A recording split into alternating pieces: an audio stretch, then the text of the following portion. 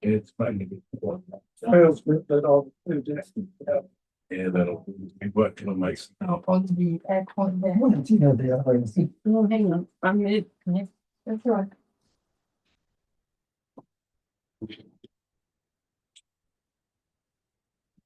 I don't know what it's doing.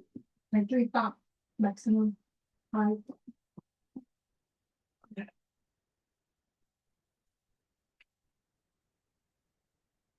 Maybe I should post this in. Yeah.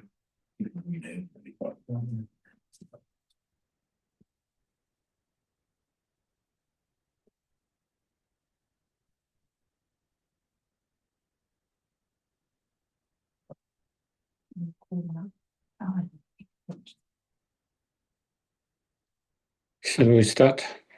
Yeah.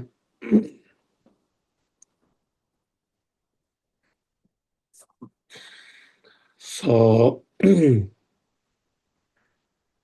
this morning we started about talking about how everyone has Buddha nature and the human life is the best conditions to actualize that potentials. And so we talk about precious human rebirth, and not only that we talk about that precious human life does not last forever. It come to end, and not only it come to end, we do not know when the life will end, and so therefore we need to practice the Dharma now without postponing it. So that is what we talk about. So again, from the Buddhist point of view, after we die, that is not end to everything. There's in Buddhism there's a concept that your mind continue carrying the imprint from the past and then taking a new form of life and new rebirth. So even though this body cease and body is cremated or buried or whatever, but the consciousness, the mind continue. And so as mind continue, it take new form of life, And so what kind of life or what kind of rebirth that one might have, then for the ordinary beings, we don't have the choice, Higher beings, they have choice. Higher beings, higher spiritually developed higher beings, they can make the choice to come, not to come, where to come. But for ordinary beings who have no control over their karma, then they are driven by their karma, So as it says, wherever the karma blows, is like the leaf or feather that will, whether it will go in south or whether it will go north or east or west, it depends on where the wind blows. And so depending on where our karmic wind blows, then we will be, whether we will have one of the unfortunate rebirth or one of the fortunate rebirth. It depends on the karma, and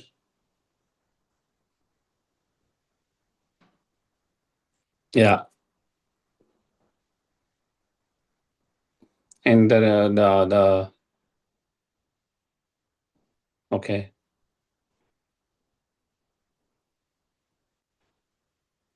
Generally speaking, while we're alive, if we have created more negative karma, and if our negative karma is more stronger than positive karma, that will have more likely to have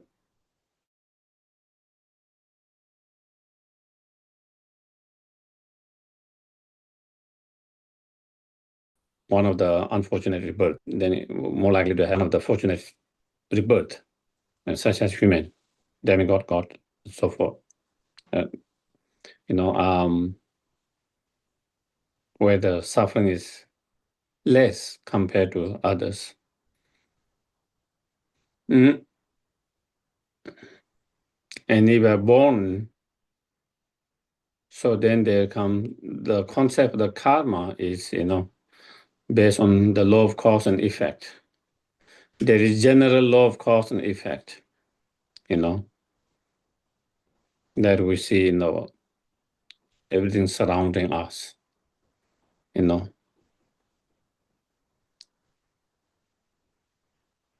whether we have rain, whether we have snow, whether it's going to be dry, whether it's going to be wet, it depends on many causes and conditions.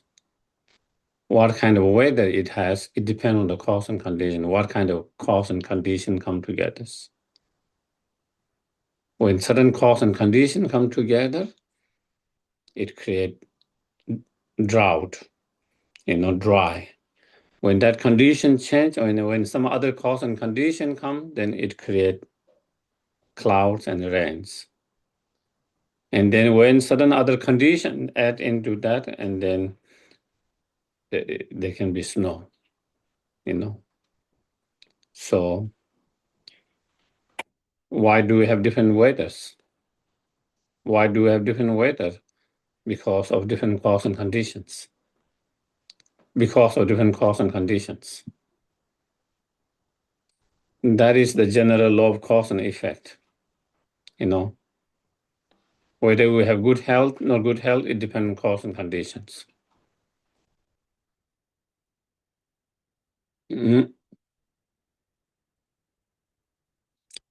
Why certain people are born small? Why certain people are born tall, big? Because of certain cause and conditions. Due to certain cause and condition, certain are born smaller, certain bigger, different complex is due to cause and conditions. So based on that law of cause and effect, then when sentient beings mind get involved, and with the involvement of sentient beings mind and their actions, it add up another cause and conditions, and due to that, then it results to certain rebirth, certain experiences in that rebirth. So that is basically karma is rooted and based on the law of cause and effect.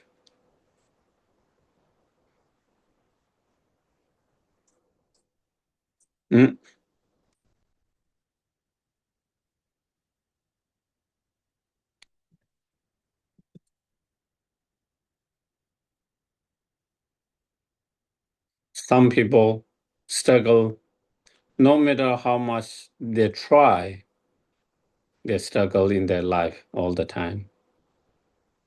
Some people, they don't try, but they seem to have success. We call lucky, It's like, and that is because of the, again, previous karma, cause and conditions. Even they might not have created cause and condition this life to be success or unsuccess, but they are experiencing the result of success and unsuccess mostly from the previous karma. Sometimes is if someone is not success, sometimes it's nothing to do with that you are incapable, that you are, you are a capable person, but no matter what you do, things doesn't go, something goes wrong,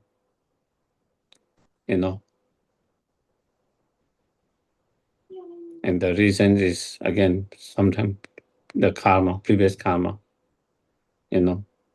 So anyway, so due to what kind of karma you create, then what kind of rebirth you will have, whether it's unfortunate rebirth or fortunate rebirth. If you are born in one of the unfortunate rebirth, the opportunity to practice Dharma is very limited. And not only the opportunity to practice the Dharma is very limited, but also the suffering is much more intense. Much more intense. And so if you are born in one of the lower rebirth, not only the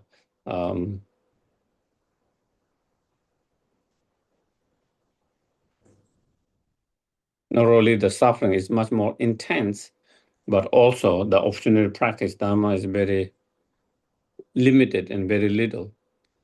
And so therefore, in order to continue our spiritual journey, to make progress from one life to another life, then we want to make sure that we don't want to born in such rebirth where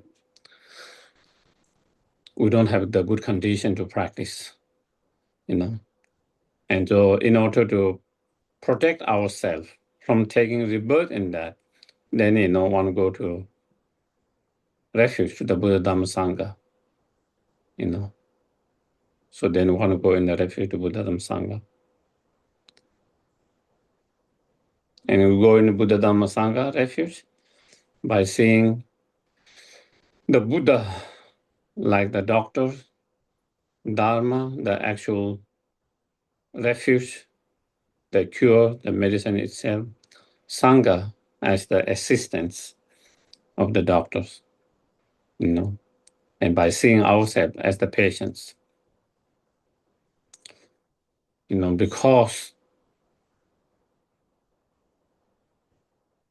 we have problem with those afflictive emotions, those obscurations, due to those obscurations, those afflictive emotion obscurations, we continue to suffer,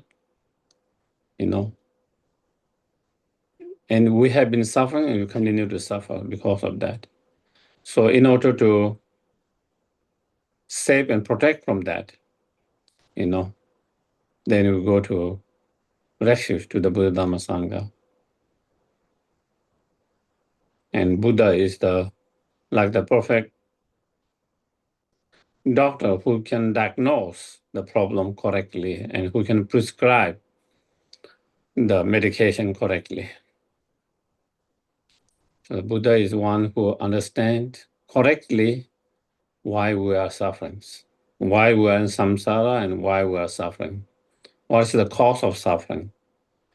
Why we suffer, how we suffer, and not only able to diagnose the problem correctly, but also to be able to prescribe the right medication, how to release ourselves, how to relieve ourselves from this endless samsara and the root of all the samsara, the delusion, the obscurations, to be able to,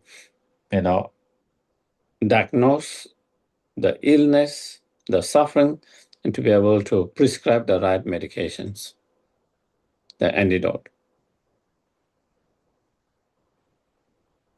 And Dharma is the actual refuge, the ultimate refuge, the actual medications. When we talk about Dharma, there's scriptural Dharma and inner Dharma of wisdom realizing the emptiness directly. And that wisdom realizing emptiness directly is the actual Dharma. And in order to actualize that Dharma within ourselves, we rely on the scripture Dharma, because the scripture Dharma explain and teach us how to develop that inner Dharma of that wisdom. By cultivating that wisdom within ourselves, that is how we are able to protect ourselves from falling in lower rebirth, protect from falling in lower rebirth, and from the samsara, protect from the samsara and the sufferings. So that is why that wisdom is the actual refuge that really protects us. And the Sangha is those who have actualized that wisdom. And the Arya beings who have actualized that wisdom. And those Sangha are like our, spiritual helper, someone that inspire you, someone that can help you on the path. Like the nurse assistants, and then the community of ordained practitioner, lay practitioners is the Sangha, which, help in our practice, especially at the very beginning, when we don't have strong practice. When we don't have strong practice, the Sangha become very important. Because without Sangha, you can feel lonely, you can be discouraged, You feel you are not,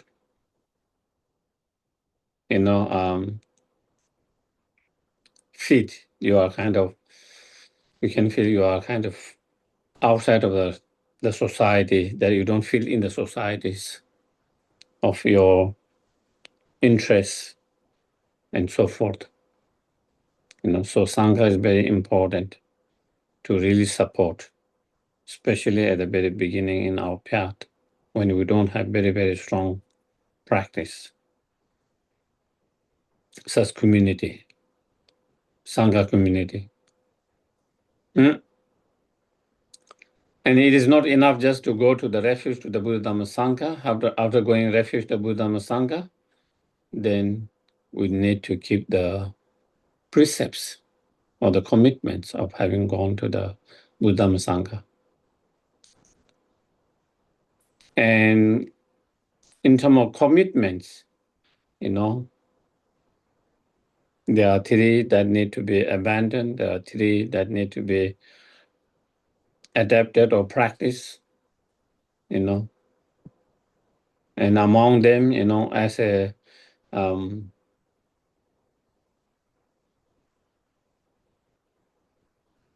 having gone refuge to the Dhamma, what we need to avoid or what we need to abandon is intentionally hurting and harming other sentient beings. Knowingly or intentionally hurting and harming other sentient beings, we try to avoid that. We try to abandon that. That is one of the things that we need to avoid or abandon. And if we are able to keep that precept, that commitment, if we are able to avoid and abandon intentionally or knowingly harming and hurting others,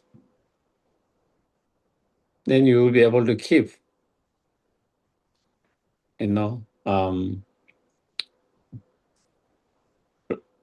one will be able to restrain or avoid 10 non-virtuous action easily. And one will be able to practice 10 virtuous actions very easily.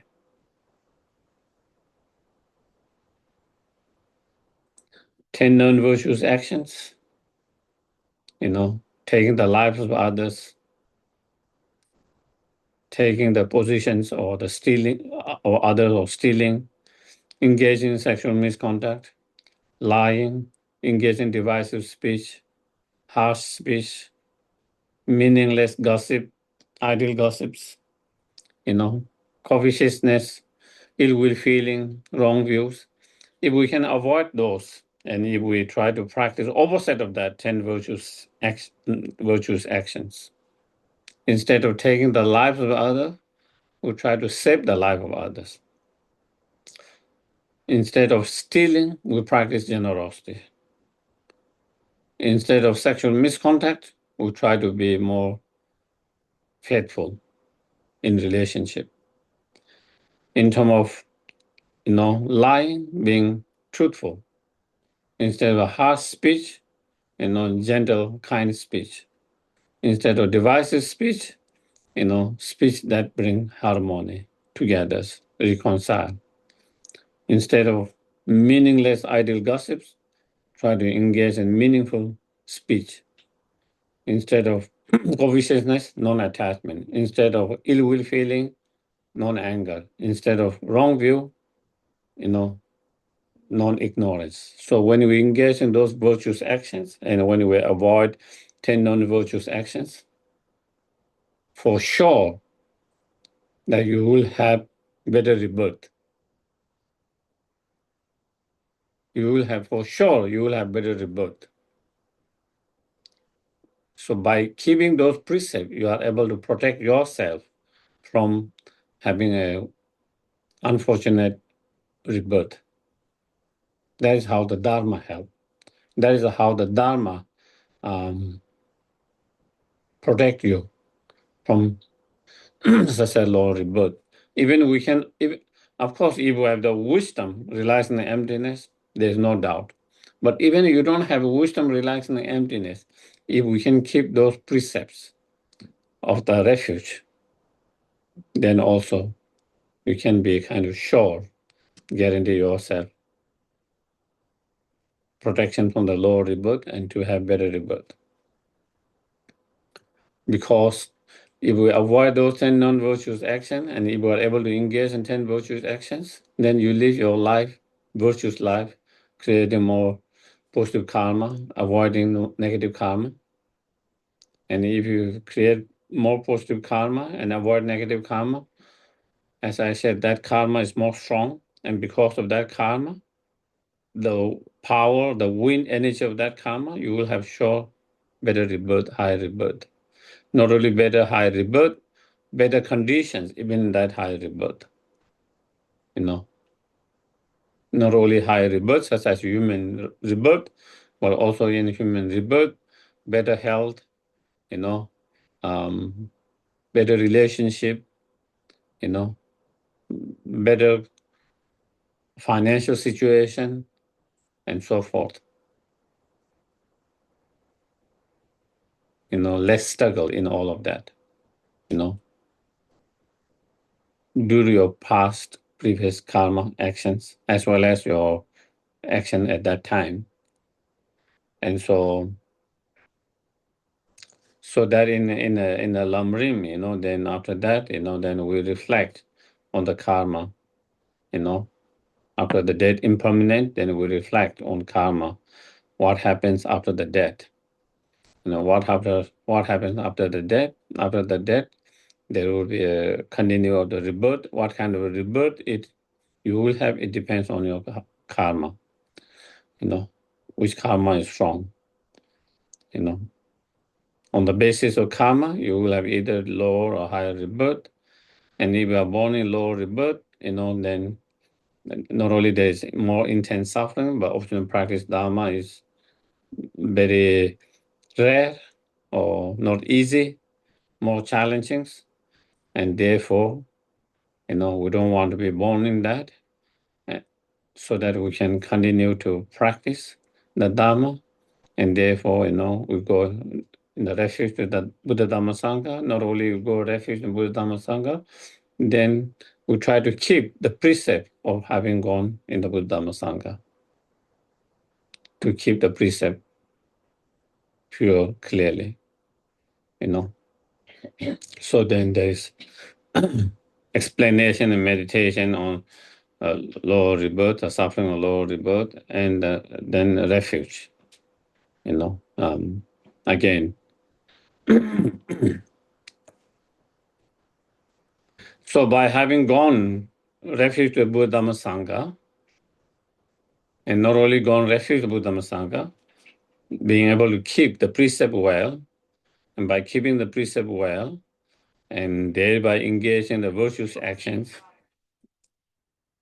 engage in vir- engage in the vir- engaging in the virtuous actions and avoiding the non-virtuous actions.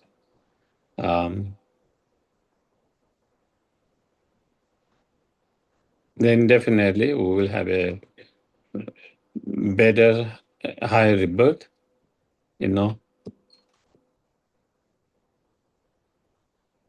such as human beings, But even we have a better rebirth, such as human life, not only human life,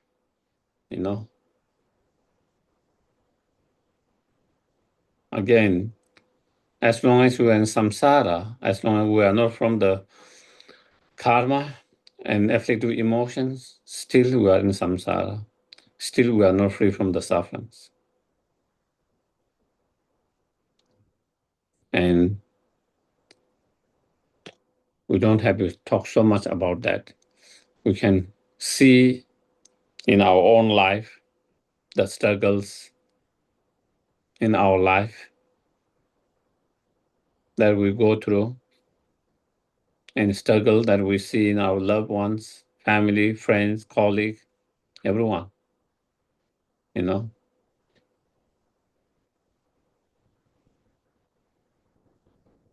Definitely, we do have better conditions to practice the Dharma.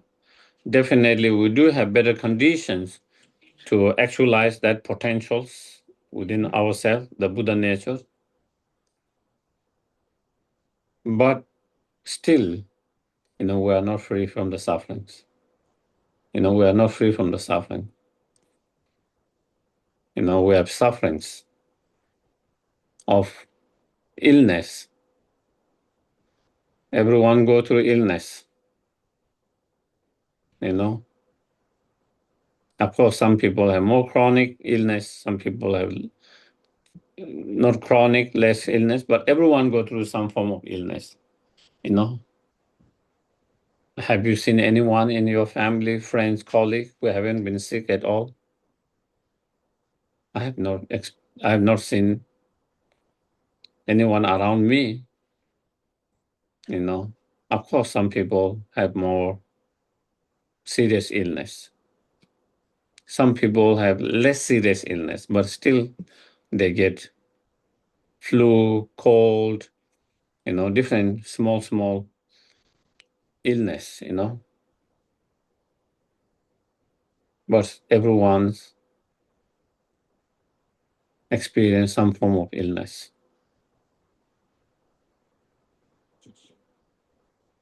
Everyone's go through the suffering of aging. If you live old enough, okay? As we age, our body become more and more weak.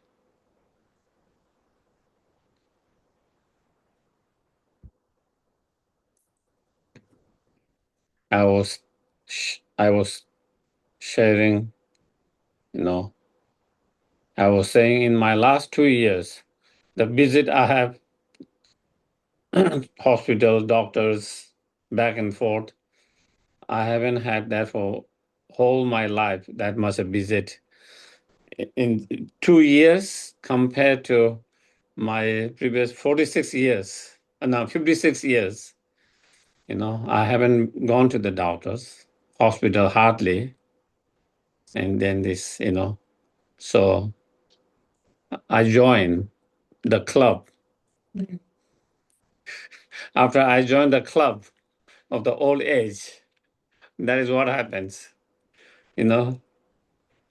Once you join that club, then you begin to see things not something wrong here, something you fix that, there is something wrong here, you fix there's something wrong here, always trying to fix some things, always feeling something is not correct, not right, always something to deal with. Not so serious compared to many others, but still, always there is something happening here and there, But that is part of the That is a part of the samsaric life. It's nature of samsaric life, you know.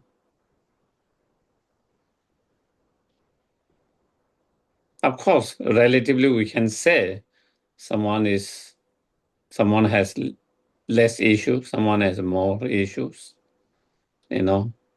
Someone has more serious illness, someone has less serious illness. But all this relative, but basically everyone is experiencing some form of illness, some form of um, physical discomfort, physical challenges, and we know that is not you know nice feeling, good feelings, pleasant feelings. Even just a headache or just a stomach ache. Sometimes you have so bad headache, it feels like this is the worst thing you have experienced. That you feel like there's nothing more worse than you have experienced, because in that moment you can feel sometime like that. Sometime when you have stomach ache, gas inside, it feels like this is the worst suffering you have experienced. Even though it's not the worst, but at that moment the pain is you know, so severe that it feel like that. So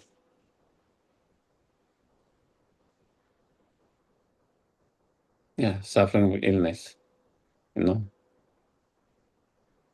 And of course we try to keep ourselves healthy, trying to do everything right. Despite that, still it's like you are trying to do everything right when you are driving a car, old car, but it keep on breaking something. There is nothing that you did wrong in terms of keeping it well maintained. You try to maintain well. You try to run it the way you should run and not overdo. That's doing, but when it gets a certain time, it's old, and then things goes wrong. You repair that, you new one, and then something else goes wrong, and you buy that, and they fix that one, and after some time, another things break down. So it start to break. You fix one, and another part start to break down. You fix that, you change that new part, another part somewhere else started to break. There's nothing wrong. There's nothing that you did wrong, but it's just because it's old. Because it's old, and when it's old, it started to break. Same our body. When it get old, no matter how much we try to keep it healthy, still it become weaker, and it become started to have these issues, start to have the issue with that. And that is what it is. This is what it is, part of life, part of samsaric life, you know. That's the nature of the life. And not only physically, mentally, also we started to become more weak and weak, Our memory is not as strong as before. Our mind is not as sharp as before, Our mind become a little weak unless someone have some training and really good. Otherwise, our mind become our memory become more weak. Our sharpness become more weak. Both physically and mentally it become more and more challenging, more and more difficult, more and more weak.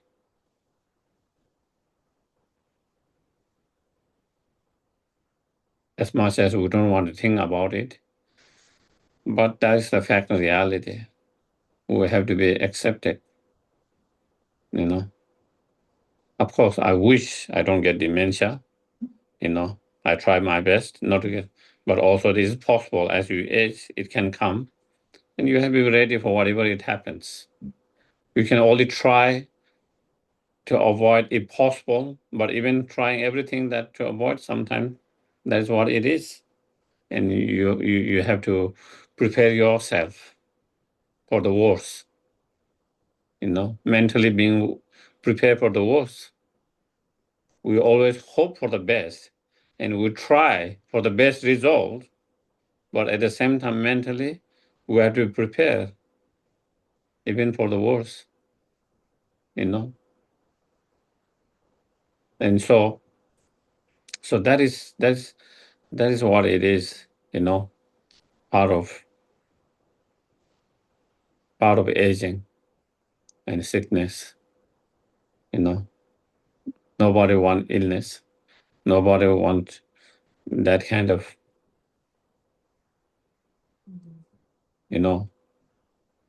aging, but there's not much we can do. No, that is the nature and reality and of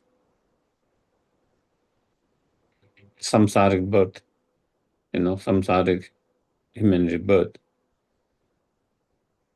And then, the suffering of death,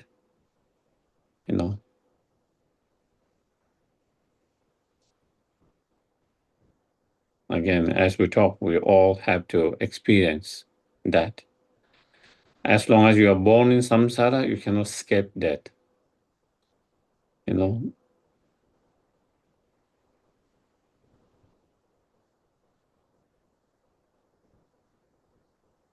It come together. Samsara birth and death come together. Cannot have one and not others. So once come together, we get separated. That is the nature of all the impermanent phenomena, all the conditioned phenomena. Everything that comes and gather together, slowly it will get separated. In the same way, we get separated from our loved ones, friends, colleagues, everyone. We get separated from even our body, and face the death. And in between that, in between the birth, aging, and sickness, and the death, also so many others challenges that we need to deal. Not being able to accomplish, not being able to get what we want. There are so many things that we want to achieve. There are so many things we want in our life, but things doesn't go that way all the time. A lot of time doesn't go away. And then the pain and suffering of not being able to accomplish, not being able to achieve, not being able to have what you want is another suffering. And then there are certain things, situation, experience we don't want. We try to avoid. We don't wish, we don't want, we try to avoid. But despite trying all our best to avoid it, sometimes we are unable to avoid it. In terms of relationship, in terms of job, financial situation, in terms of aging, in terms of illness, in terms of death, everything's, we'll try our best, we'll try to avoid, difficult relationship, whether it's wife, husband, boyfriend, partners, boyfriend, girlfriend, whether it's a relation between sibling, whether it's a relation between parent and children, whether it's a relation between friends, whether it's a relation between, teacher and students, whether it's a relation between among the colleagues. We all want to have a good one. with all of them. We'll all try to avoid to have any bad relationship. We all want to have a good relationship, and we try our best. But still, by trying our best, a lot of times, there's a crack in relationship. There's a conflict in relationship. Due to those conflict and crack in relationship, then we suffer so much. We experience a lot of pain, a lot of sufferings.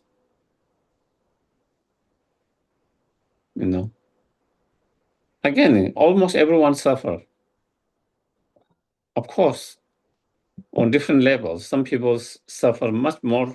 Some people experience a little bit less. Some people less, but everyone. I don't think there is any relationship as ordinary sentient beings where their relations are perfect.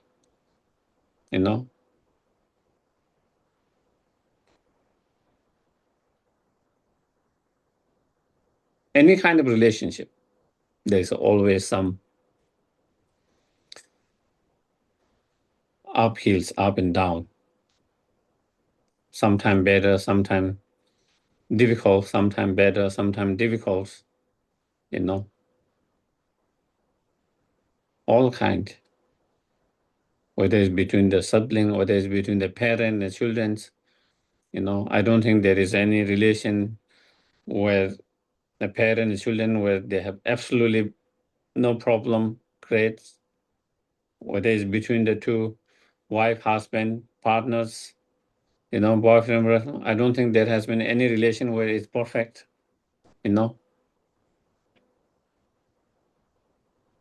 There's always, some issues in all these different kind of relationship. There's always something, and due to that, then we suffer. It's something we try to avoid, unable to avoid. Something we try to maintain, unable to maintain. Of course, relatively, we can say someone is dealing better than others. Someone's relationship is better compared to someone else. Someone's relationship is much worse compared to someone, but still each relationship has their own problems, their own struggles, their own challenge. Isn't it? Of course, we can always kind of relatively this they have challenge, they have struggles, but compared to this, it seems much more less. But compared to this one is big. It's all relative. But still all relationships have some form of, as the people who are dealing with those relationships, all are ordinary human beings, with those obscurations, delusions. And when you're dealing with you yourself is unenlightened, obscure and deluded, and that person is also unenlightened and obscure and deluded, then there's always going to have some issues, some problems. It's nothing necessarily nothing wrong with you or that person. It's just that we both are deluded. We both are unenlightened. Is that we both are unenlightened, we both are deluded, we both are, just that. Even though from both sides, they are trying very hard to have better relationship, to maintain it, and to avoid any problem. But no matter how much we try, we will still have some struggles.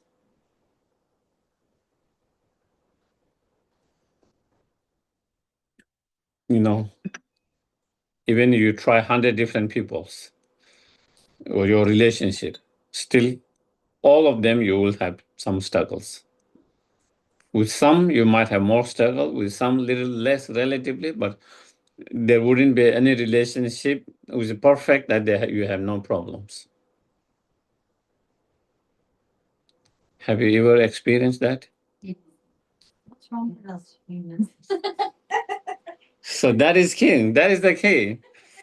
What is wrong with you human beings? There's nothing wrong with the human beings. It's just that we are sentient beings with obscurations, afflicted with emotions. That is it. So Maybe the cats and birds are better. mm, Maybe the cats and birds are better off. cats and birds, not necessarily. That is what we think. It is like the other side of the garden looks greener. When you are in not cat, then you feel the cat's life is better. When you are not the dog, it feels the dog's life is better. But once you are in a dog, I wish those human beings, they are my boss. You know, I wish I can be the boss. I wish, oh, they come and go whenever they want, and I have to wait them to take me to the walk. You know, oh, I have to walk. I have to wait whole day. Sometimes even waiting whole day, they don't take me to the walk. You know, I like to go then. You know, I like to go for few hours outside. I want to go inside again. After a few hours, I would like to go in. They have, and you can see with them, you know, that they wanting the every time you want, they feel like you are going to take them, you know. So there's that they have that wish. So, you know, so they are also not fully satisfied and content and happy with what they have, you know. Even you take them walking 2 times a day, still they would like more than that. You know, sometimes they would like you to take longer walk. You didn't take longer walk. They are not happy. Sometimes they feel that you took too long. You know, they wish that it could be long, less. You know, so they are also not fully content and satisfied, and is even though we cannot completely communicate in a language, but you can see with their response. You know, sometimes they are you want to come in and they still feel like they want to be out there. They are not ready to come in. You know, sometimes you want them to walk. You can show that they don't want to walk. You know, they're resistant. They're you know, and so what are those? What those shows? If they are not getting what they want to be, what they don't want, and what they want, and so they are discontent and you know dissatisfied, just like we human beings. You know, as long as we have that kind of obscuration and the delusions, then more or less, you know, we all have issues, we all have pain, we all have sufferings, struggles, you know, dissatisfied, unhappy, and so yeah. So that is you know that is and the suffering of uncertainty. You know, this uncertainty, the suffering of uncertainty. That is why we have so much fear and worry because of this uncertainty. We fear and worry about our future health, what might happen. You know, so we have worry and fear about in our relationship, we have fear and worry about our job, our financial situations, whether I will have enough, feeling secure, whether I will have enough or not enough, you know, whether I will end up in being hospital, whether there will be someone to take care of me or not. All of this, we have all this fear and worry because of those uncertainties, you know. We go through all this fear so often, fearful and worried about something. If not something, someone else, something else, always. And one of the problem for one of the reason for us to be so stressed out is probably one of that. Too much fear about so many things. fear about our own personal life, fear about our families, fear about our friends, fear about the country that we live in, fear about the world that we live in, isn't it? And because all of that, because there's no certainty, and because of this uncertainty, then we have to deal with so much fear and worry. There's uncertainty in terms of the things, objects, and then due to our strong attachment and expectations for the things to be in certain way, and then that is where the fear comes. Fear comes because we have certain attachment to a certain outcome, and then expectation to a certain outcome, but things might not turn out the way we want. Outcome might not be the way we expect, the way we wish, because of uncertainty, and then that can be cause of a lot of fear, worry, and so forth,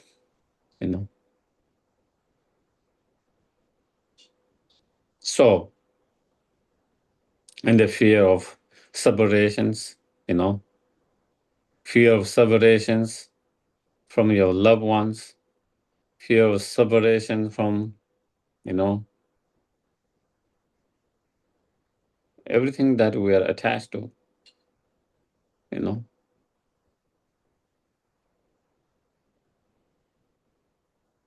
Fears, fear and worry about people not liking us, fear and worry of not people disliking us, fear and worry of, so many things, losing our good health,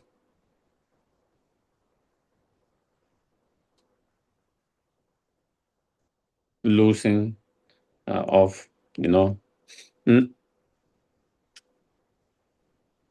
our reputations, and so forth. So we deal with so much fear and worry. And through that kind of a lot of fear and worry, we suffer so much. We suffer so much. We suffer so much. Even though nothing is certain, but then we started to be fearful of the worst thing that could happen. In our mind, possibility of all going wrong, different possible things going wrong, and due to that, being very fearful and worried. And we due to that fear and worry, not being able to live our life fully and joyfully, So that is the suffering, the pain, the suffering of fear and worry, So, yeah, so that suffering is experienced by everyone. Is experienced not only by the most poor persons, is experienced by even the most rich persons. Elon Musk has same fear and worry like we have. He's the most rich person in the world, but he still have all the fear and worry. Same fear and worry, of not enough or whatever he have, losing them, the fear and worry of losing them. The most healthy persons have similar fear and worry as most unhealthy persons. The most powerful persons have same fear of the most least powerful persons.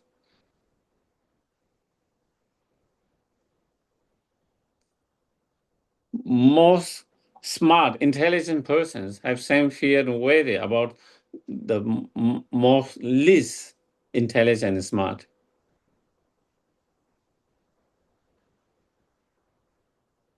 So we all, We think maybe if we have more, we will be less fearful. We will have less worry. It's not really the case until we deal with our mind and learn to be more content through practice, meditation, and training. Unless we learn to be more content, more happy with what we have, by having more doesn't make you more content and more satisfied and less fearful and less worry. Absolutely not. Just check yourself. Just check ourselves. Before you had a job, you have no money. You're not making any money. At that time, you still have your fear, your worry. Then after we get a job, or whether we have job or whether we have job or whether we have started your own business investment or whatever, you started making money. Not only you started to make money, you have made quite a bit money compared to before. Now you have some.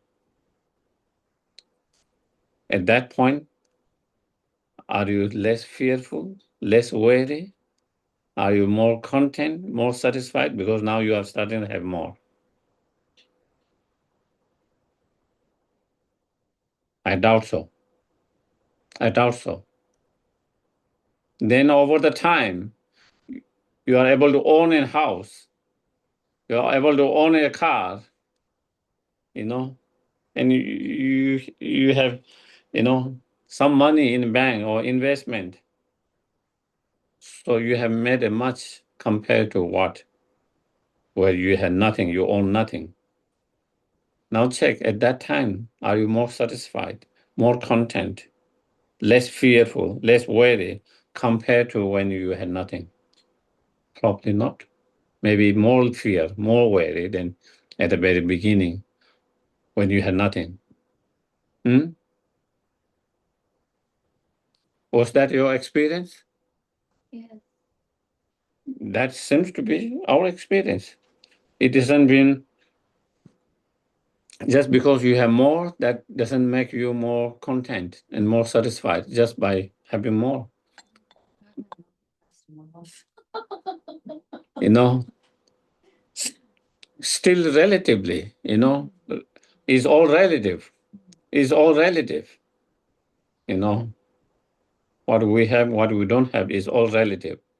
But within that relative, we can compare before then now, and relatively compared to that before, even you don't own a house, but still you have some money. Still you are getting some money from your job, where before you are not getting anything when you are just studying.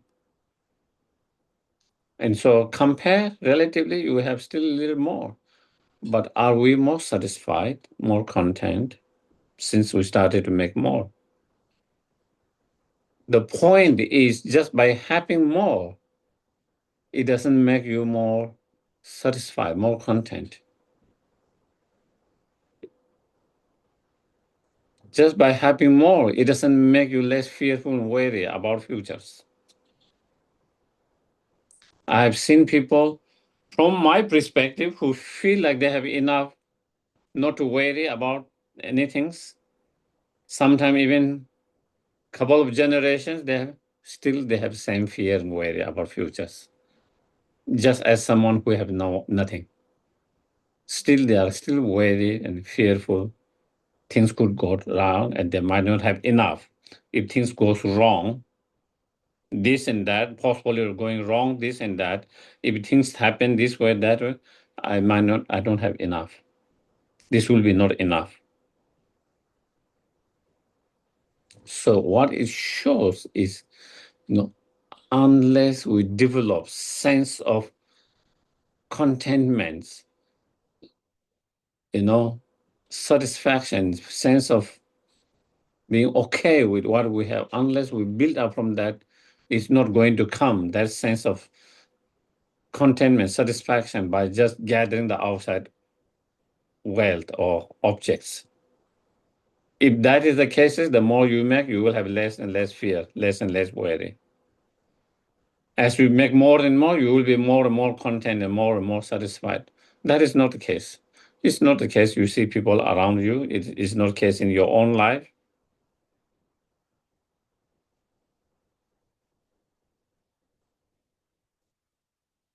It's important to understand, I think, because sometimes we feel if I only can make this much, if I can only have that much, I will be happy and satisfied, content. But once we have that, then you feel if only our goalposts keep on changing. Until we reach that goalpost, we think I will be happy and satisfied and content if I reach there, if I have that much. Once you reach that much, once you have that much, it doesn't. Then you change, you move the post a little bit. If only I can have that much, if I could reach there, I will be happy and satisfied this. And it keep on changing. And basically it never lead to a state, no matter how much you accumulate sense of feeling content and satisfied and less without fear and worry.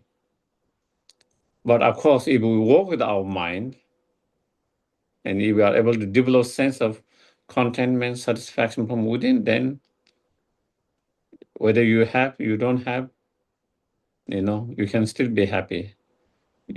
Whether you own a house, whether you don't own a house, you can still be satisfied, content and happy. Whether you own a car or not, you can still be satisfied and happy and content. Whether you are making a big amount per week, month, or whether you are making a very small amount per week and month, still you can still find sense of contentment and satisfactions if it comes from within.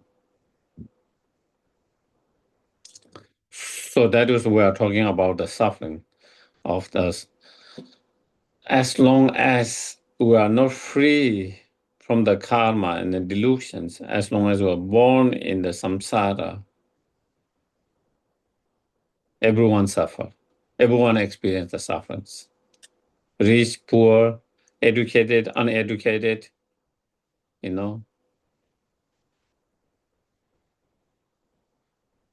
regardless what culture you come from, regardless of what direction, what part of the world you come from, regardless of what culture, regardless of what spiritual path, regardless of what your political beliefs, systems,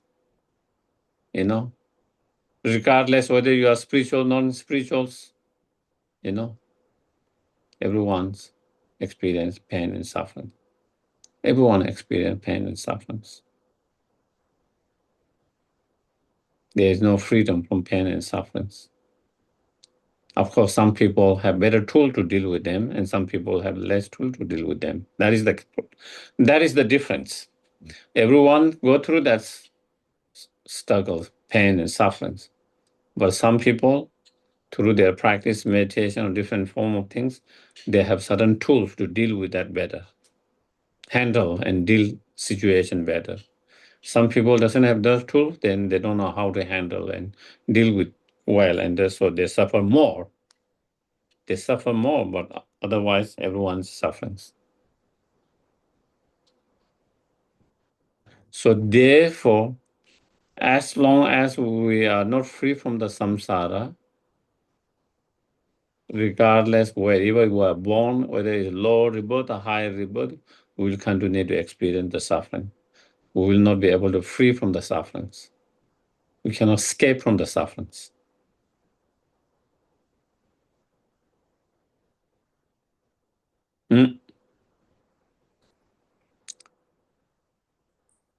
Therefore, having a better higher rebirth is not the permanent solutions to the sufferings. Is definitely less suffering than the lower rebirth, some of the lower rebirth, definitely better conditions to practice the Dharma compared to others, but still, one is still in the samsara and one still is experiencing sufferings, continuous sufferings. So,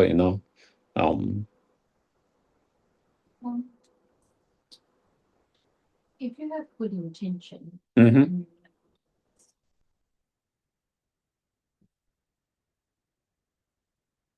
and you want to help others, mhm.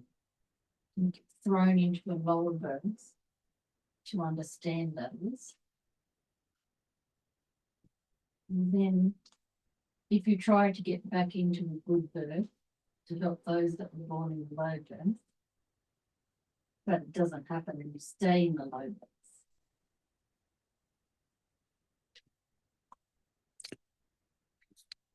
I didn't get the questions. I suppose what I'm saying is Uh-huh. sometimes people take on suffering Yes, yes, to help those in low birth. yes. And the Bodhisattva Yeah. path to help those in lower birth. So if you have that good intention, Uh-huh. what is the fate? That those are more highly realized beings.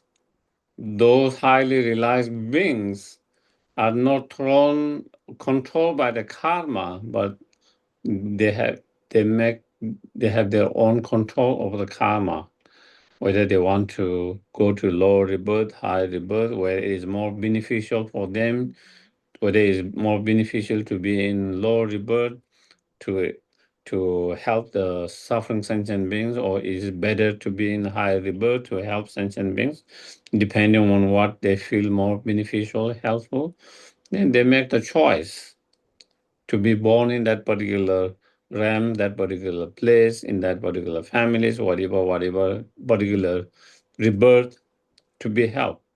So that is different than ordinary sentient beings who have no control of karma and then thrown away by the wind of the karma. Because if you are born in a lower rebirth, since we don't have control over karma, the suffering is so intense, you would not be able to practice the Dharma. Sorry, say that last part. One would not be able to practice the Dharma because even in this life, when you are so painful, your body is because some illness or you are not feeling well, it's hard to concentrate and practice the Dharma. The only thought you come is how can you relieve from that pain because it's so unbearable, it's so painful. So all what comes in your immediate thought is how can I relieve from this pain? What are the way I can relieve? What? So your thought get too occupied, too distracted by that. It's very hard to concentrate and practice Dharma.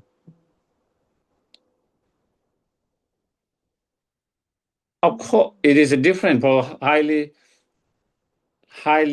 developed practitioners because they have control over their minds.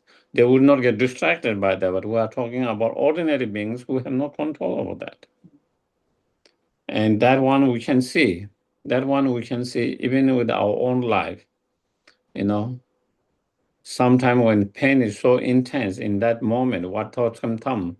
How can how can I reduce this pain? How can I relieve from this pain? That's all you comes.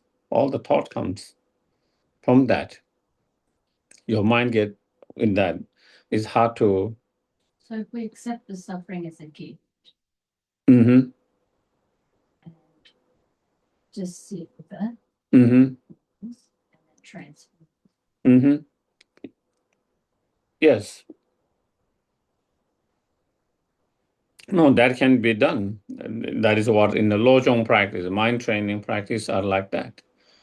Seeing the suffering as something meaningful, something positive, and being okay, and not only okay, being appreciative, being grateful to have that sufferings, but that is only when suffering is mild and we are able to deal with that. When suffering is too intense, you cannot think that properly for a beginner practitioners, you know. So what then? Hmm? What then? What is then? Mm. What is then we try to create a cause and condition that we don't get in that state, you know. So that is where that is the way that we are talking about why we don't want to be born in lower realms for that reasons, you know. For example, um, for highly trained realize is no problems, you know. They have control over their mind, so even though suffering, they can manage it. They can deal with that through their meditation, through their practice. You know, they have the tools to deal with that. So it will not be out of control, overwhelming, devastating. Someone who doesn't have tools, you know, is even in our ordinary world, you know, if someone has the tools to develop, challenges are good. From those challenges, they become very strong. They learn from that. They develop much more. They become, but there are certain people who cannot handle those. And for those who cannot handle, it's better not to have the challenges. Otherwise, they will be devastated. They don't know how to handle it. Then that could be very devastating for them. So it depends on the people whether they have the ability to deal with that or not. Same level of pain, one person have ability to deal with that. Not only deal with that, they can even learn a lot of them from that. And one doesn't have a way to deal with that, so it can crush them completely. You know, it can crush them completely. You know, that is why similar situations. So, you know, something that can be helpful for someone might not be helpful to others, depending on their ability to deal with that. And so that is why it's not same for everyone, you know. It depends on what ability you have, what tools you have, how much resilience you have in dealing with that. Some people, the more challenge, they become more stronger and stronger. Their resilience become more stronger and stronger. Some people, it will crush them and not being able to get up anymore. So, you know, um, Got an analogy, uh-huh. like suffering, pain. Say, like 21 years ago, I did a course on managing chronic pain. One thing I took away from that was you're on your way home, you are intense pain, really bad pain. You cannot wait till you arrive home and you can take some sort of pain medication. But as you come round the corner, you see your home is on fire. Where is your mind? It has left how much pain you're in because it is now focused on the fire, your house going up in fire. You know, you're not feeling the pain anymore. You're not thinking about suffering anymore. You're not thinking about all those things that were draining you before. Your mind has left that. It is now focused on something else. So it is in the training of your mind, what you do with your thoughts, that can then transcend how you deal with things, whether it's pain or suffering. It is to take the mind somewhere else. You know? Like, you know, you could be in a conversation with someone. So you are totally listening to what they're saying. And when they stop talking, you're just with yourself. And so you just start, your own mind then comes back into control. And then you focus on your troubles. Just see how your mind works. Another one is when you're driving. Those that drive cars. Have you ever been driving on a long country road and suddenly you wonder, how did I get here? I don't remember driving to this spot because something else has taken over while you're driving. You're still functioning, but something else in your mind has taken over and you've just not been present with it.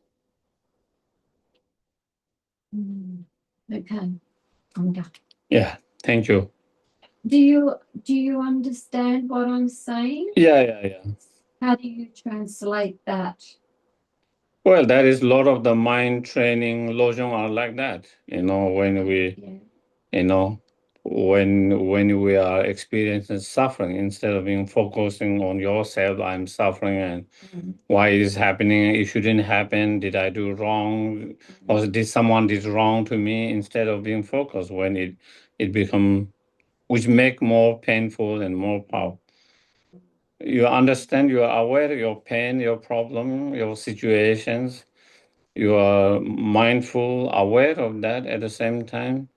You allow that understanding to open your mind to see other people who are suffering similar like you, who are also experiencing pain, suffering similar like you, or some of them even much worse than that.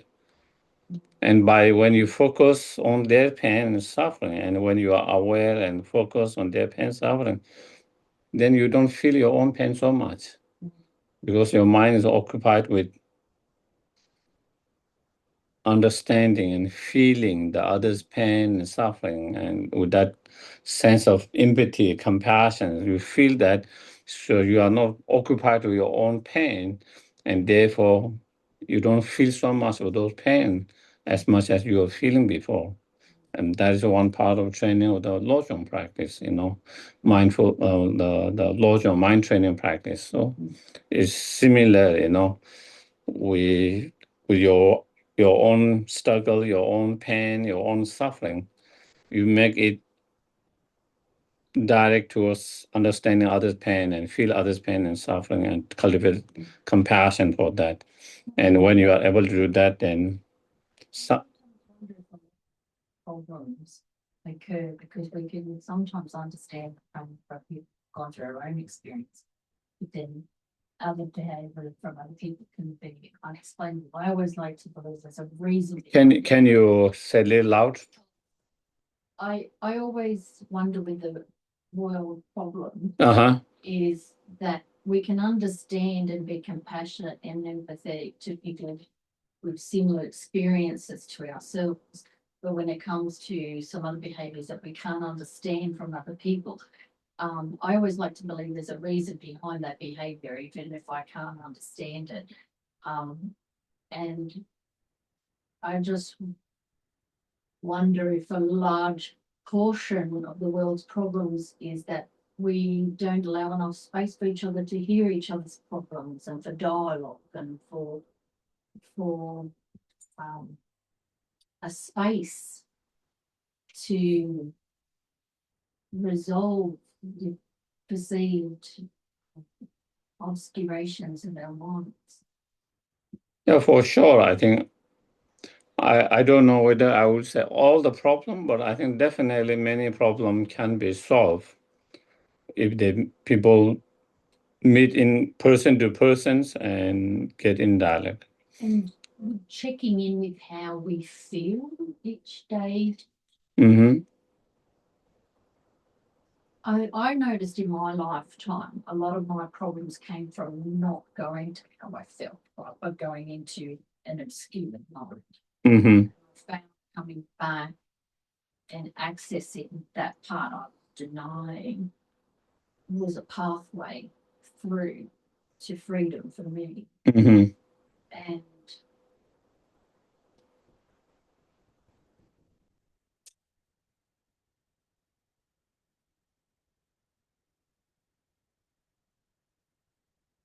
I wonder when feelings are so heightened for other people, what's the best gift we can give to those people in those heightened states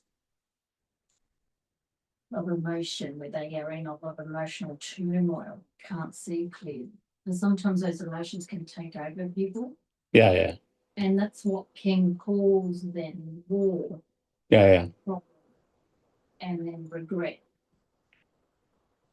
Mm-hmm. I'm thinking on a global level and an individual. Mm-hmm. I only work on an individual level, but I'm just wondering, are these problems ever insurmountable? Like, are they ever going to be resolved in this planet? Is samsara something we have to learn to live with? Yeah, probably. Unless everyone become more and more enlightened. If we all did our little part. Yes, I was wondering the suffering and worry that we seem to have.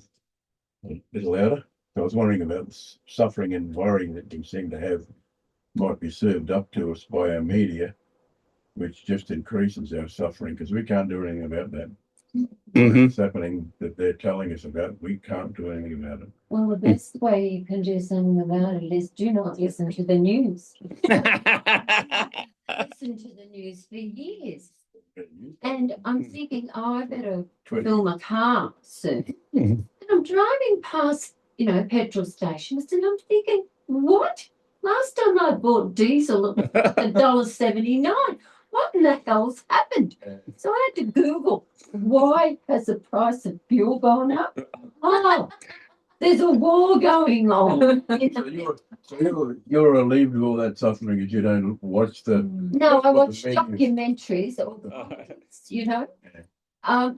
because Mm. like what makes the news? What sells in newspapers? Or- Bad news. Yeah. Right? That's what Yeah. sells. Can you do anything about what is going on? Uh, The war over there, 10,000 miles away.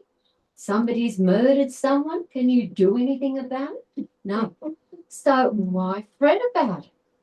Like if you're not going in the army to fight. That's what's my point. You can't do anything about it. Exactly. So why fret about it? So don't listen to news. If it's really bad, someone will tell you. Or you can Google it.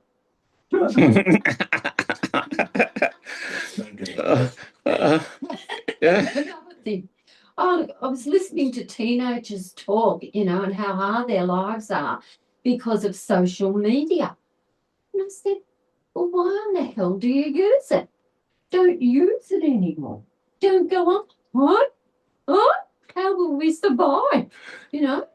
But that's where their heads are at the moment. No, the fear It's a of shift seeing out. of perspective. Yeah. Yeah, I think if we have the tools to deal and not being affected by the news, then of course it might be good to know what is happening in the world, update. Yeah. But if it is disturbing your mind and is agitating your mind and is you don't have the tools to deal with that, then probably not watching, not listening might be better. Instead of allowing yourself to be so disturbed, agitated, fearful, wary, where as if sometimes there are certain things, there is nothing much we can do about it except and send the prayers, dedicate, which you can do all the day, all the time, whether you know that there's war or suffering or not, there's always suffering, and so you can always dedicate. Send your prayers, dedicate the virtues. And so, yeah, sometime that might be the case, sometime. And again, one of the advice of Dalai Lama, is, and many others, if you want to see the peace in the world, start with yourself. Start with yourself. Sometimes we want peace in the world, and you want it, but you are not willing to change yourself. They're full of anger, full of hatred, and that. But you want peace. How can there be peace when there is so much anger and hatred? Of course, you are angry, upset because someone is whatever, disturbing others, bullying others, whatever you call it. But still, if you want that to stop, first we have to find ourselves peace and calm and not have that anger and hatred. With that anger and hatred that I want someone to be peaceful it doesn't help. It doesn't really bring the, and I think that is one of the reason. I think even though there have been so many different uprisings and all that for peace and everything, sometimes there's not good result because result hasn't been so great because still we have, while we want peace outside, but we are not willing to deal with peace inside. I'm not willing to deal with my anger, my hatred. At the same time, I want others to be peace. And it's not possible if we all are holding an anger and a hatred and expect there to be world peace. It's not possible. That anger and hatred will explode one day. You cannot suppress that all the time. You can suppress for certain times, for certain period, but one day it will explode. And sometimes that is what happens. And so therefore, best things, something that we can do immediately, and is work with our own mind to not to have anger, hatred, and managing our mind to be more peaceful, calm, and hopefully loving kindness, compassion, not only for the victim but also for the perpetrators. That is the key. Sometimes we have love and compassion for the victim, but we have so much anger and hatred to the perpetrators, and then that become another problem. Yeah. How do you deal with when you're forgiving and loving perpetrators and when other people start hating you? Well, it's, sometimes we don't have to go and tell and express that. You just do in your mind. You don't have to say, I forgive this guy or this. You don't have to say that. You just do in your side. It's something we work the outside. And there will be some people who really hate them and and they are not willing to change that. They are not willing to look inside. They are not willing to maybe acknowledge at the moment. They are not ready for that. And so if I say I forgive that, and if I say that person's is did this because this, and they get upset and angry because they feel like you are supporting that perpetrator. You are supporting the perpetrator. They feel like that you don't have any empathy for the victims. You don't care about the victim. You don't have feeling for the victim. They feel like you are supporting the perpetrator, which is not. But that's how they feel it. And sometimes you just keep it quiet. You don't have to express so outwardly unless it's important, necessary, and meaningful. Yes.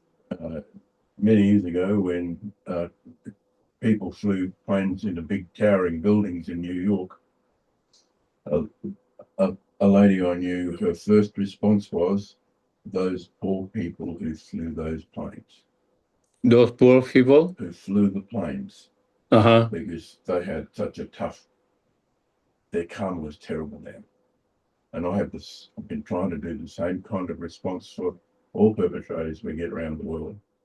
That they've just smashed up their karma really badly by that act.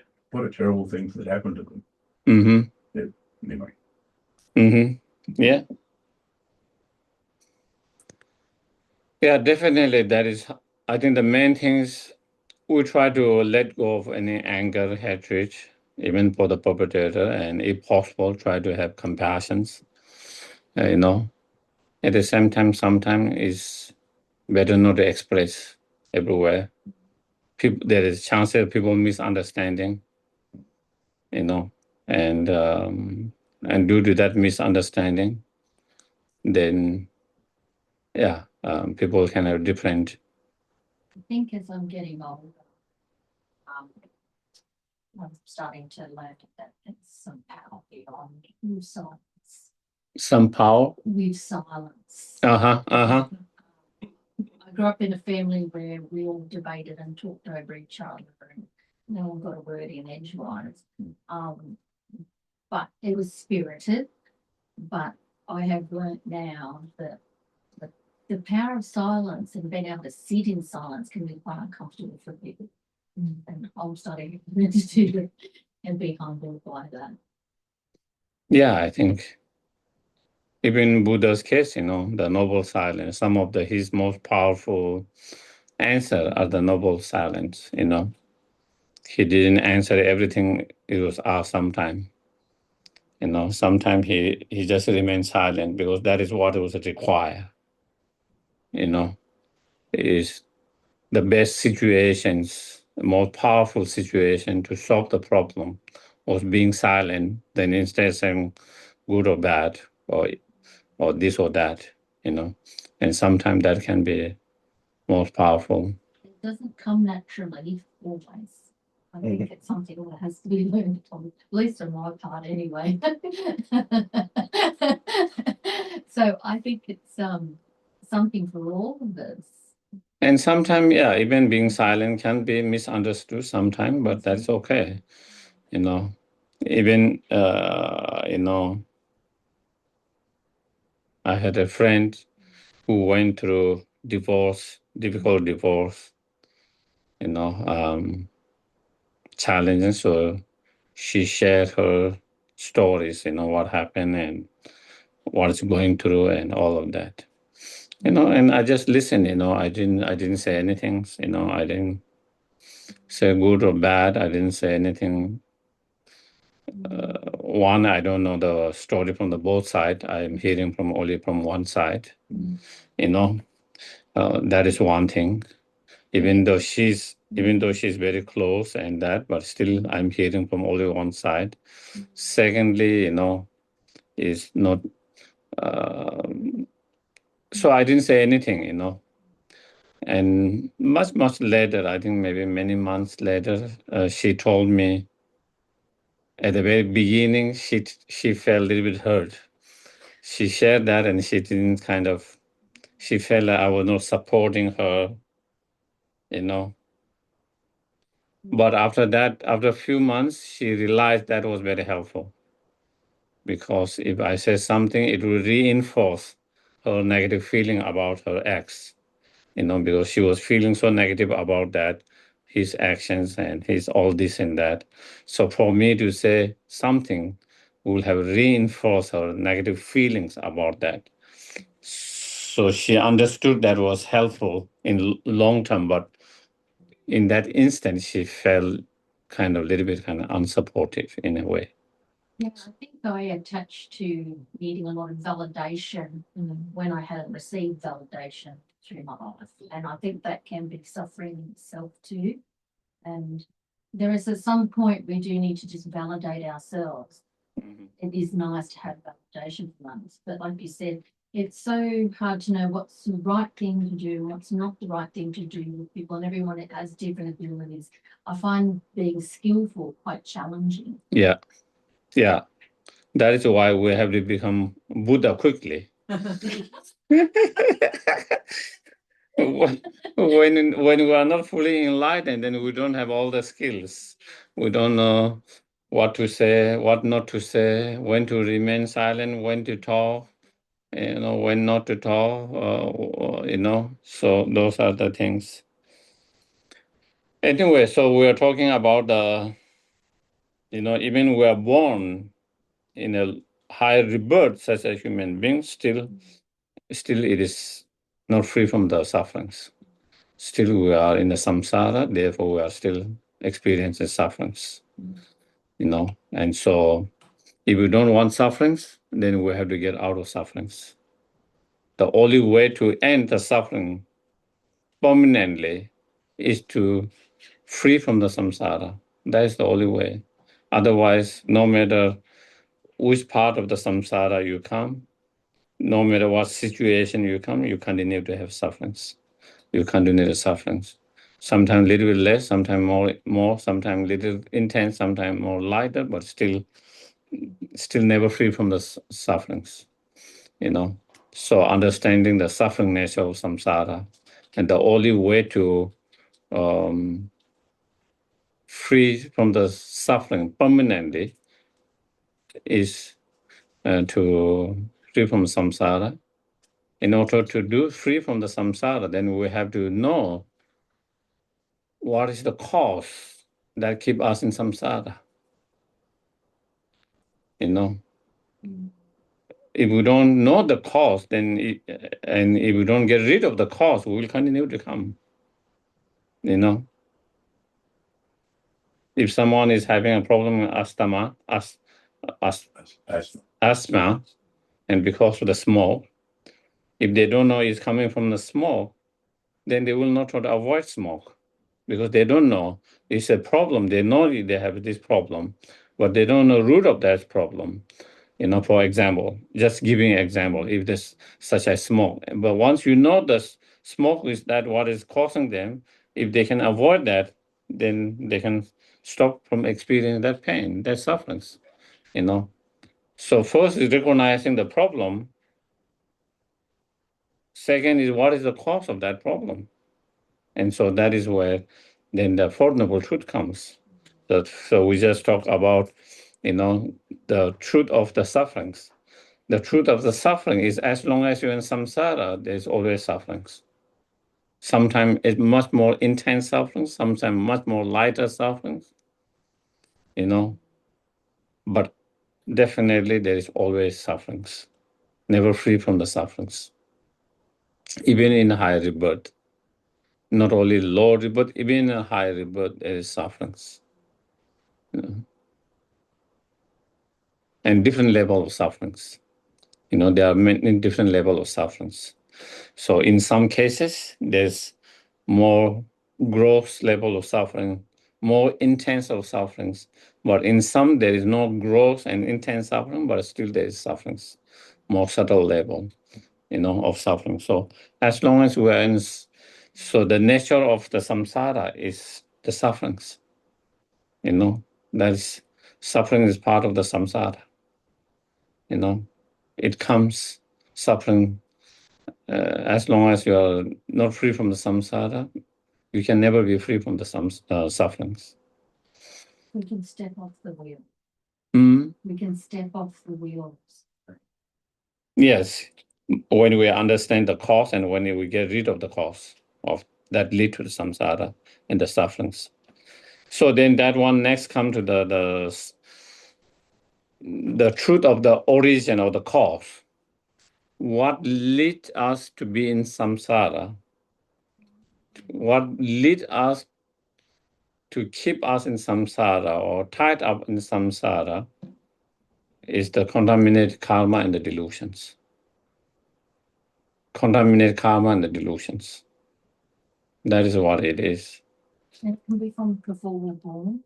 Yes, it can be from carrying from the past. Can be carrying from the past or creating this lifetime, So yeah. And we already talked, of course, we didn't have really gone much detail in karma, but we already talked a little bit karma, contaminated karmas are whether it's contaminated karma doesn't have to be negative. Even positive karma can be contaminated. And that means even positive karma that is driven by such as ignorance, then that can be also contaminated karma. If you are contaminated karma, even you are not born in low rebirth, but you can have a high rebirth, but within the samsara, not free from the samsara. So it is like, your actions lead to better prisons, still in prisons, The negative karma lead to the worst prisons where there's, tortures, in a small cell, no light, no window like that, very, very dark in that. And so you can have a different level of prisons where you have more and more freedoms and better conditions. Similarly, contaminate even the virtuous karma. As long as it's contaminated, then still it doesn't help us to free from the prison. It only help us to have better prison within the prison where there's better conditions. And so, and in order to stop such a, so in terms of the rebirth, we can talk about karma, what we call non-meritorious karma and meritorious karma, and non-meritorious karma or negative karma lead to the lower rebirth, and meritorious or virtuous karma lead to the higher rebirth, but both of them within the samsara. And since we are in the samsara, we are still not free from the sufferings. We are still in the prisons, And the reason we create negative karma as well as the contaminated karma is because we are not free from the delusions. And even though those karma, contaminated karma, and the delusion are the root of the samsara, root of the sufferings, among them, the delusions or the afflictive emotions are much worse. Much worse. Even we have purified all the negative karma that we have created in the past. If we have delusion, we will continue to create new ones. So there is never end. There is never end. You clean up today, there's no more what do you call stuff, no more leaves there, and again tomorrow and tomorrow there's more. You clean up tomorrow, again the next day it's never ending. Same like that, we can purify all the previous negative karma that we have created. Through purification, we might clear up, but as long as we have the delusion, we will continue to create new ones. But when there is no more delusions, first you stop creating new negative karma, in terms of karma. You stop creating negative karma. You stop creating new, even contaminated karma. And also all the previous karma, you don't have the condition to activate them.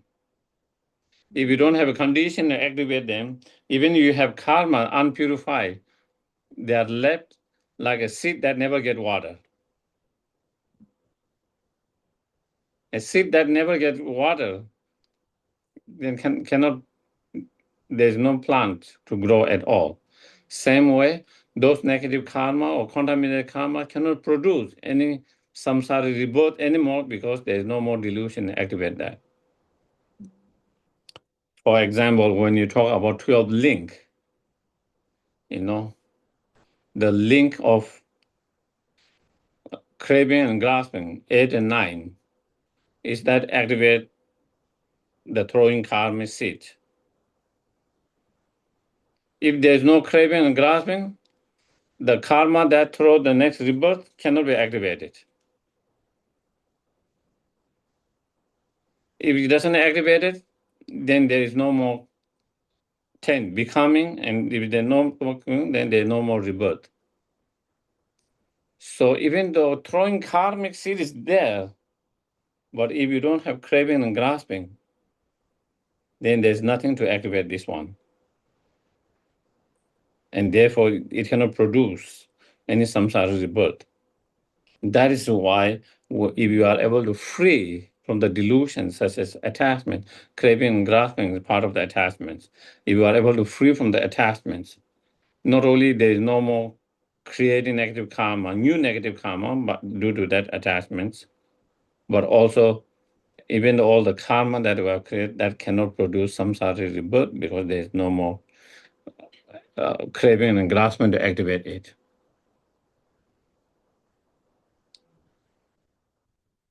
And so, so delusion is the worst in that sense. And again, we can see, and among all the delusions, the primary root delusions, attachment, anger, and ignorance. Those are the root. Most of other delusions arise from one of them. In the Buddhist study of the mind or psychology, there are 20 secondary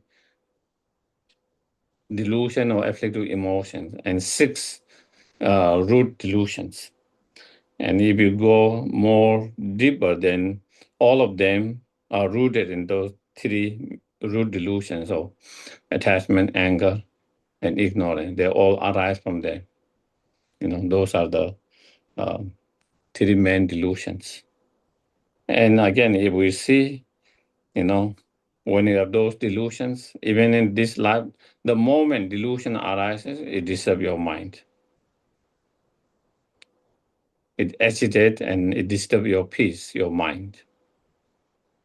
Not only is it agitate and disturb your peace and mind that very moment, also by arising of those mind, then we create new negative karma. By arising on that, it also leave imprint in our mind. If you allow anger to arise easily, and if you don't try to control that, if you don't try to handle that, if you don't try to that, then it leave imprint in our mind and to more easy to get angry again and again.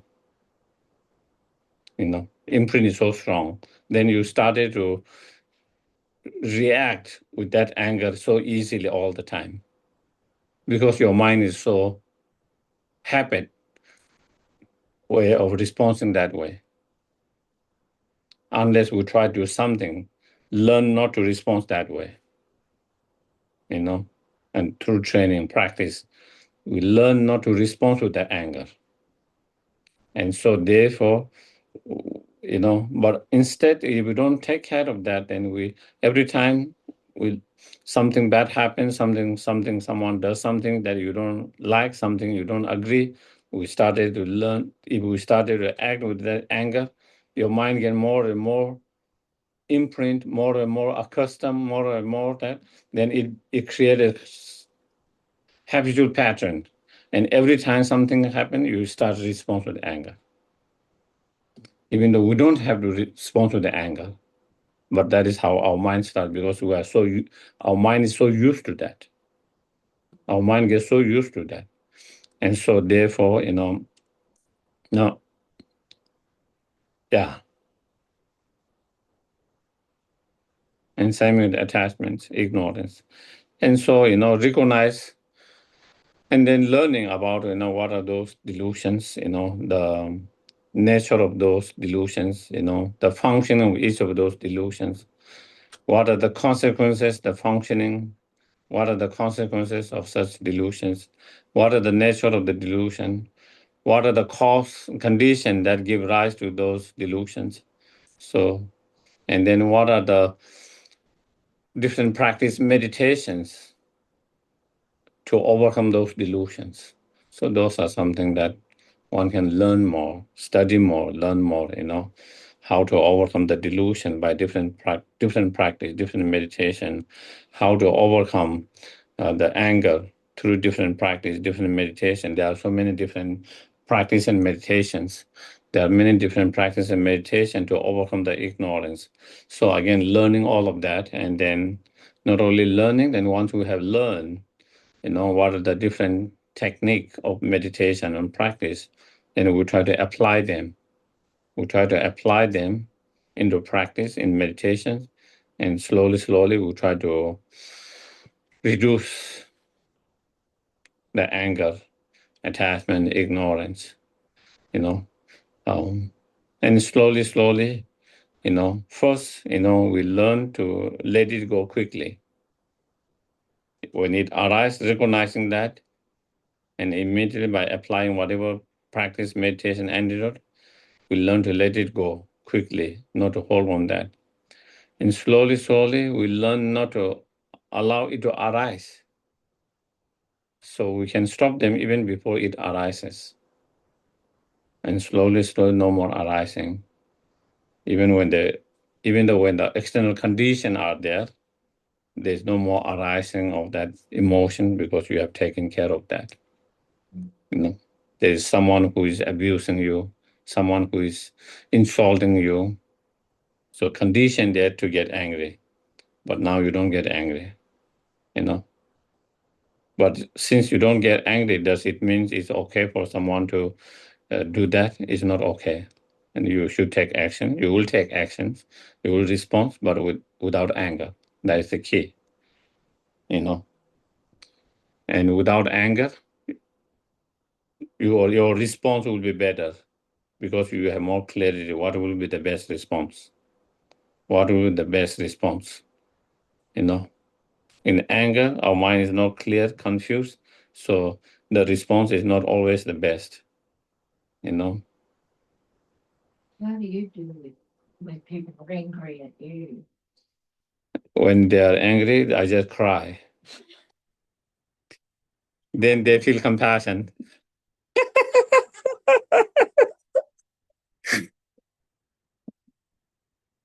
That's You try that. When someone is angry, you know, oh, please don't wait. Oh, please don't cry. I'm sorry.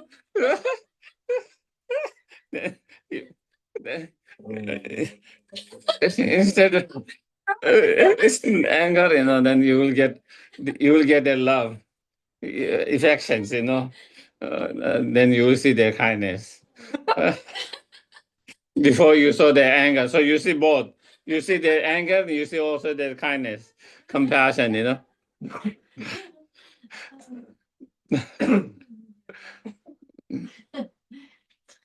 very good answer. I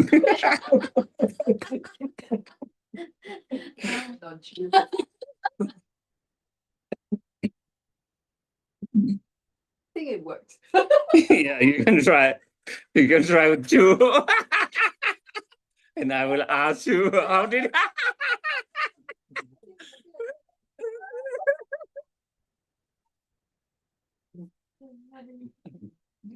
Yeah, yeah. Oh, yeah, I think it did help me at one time. I didn't cry intentionally, but I cried.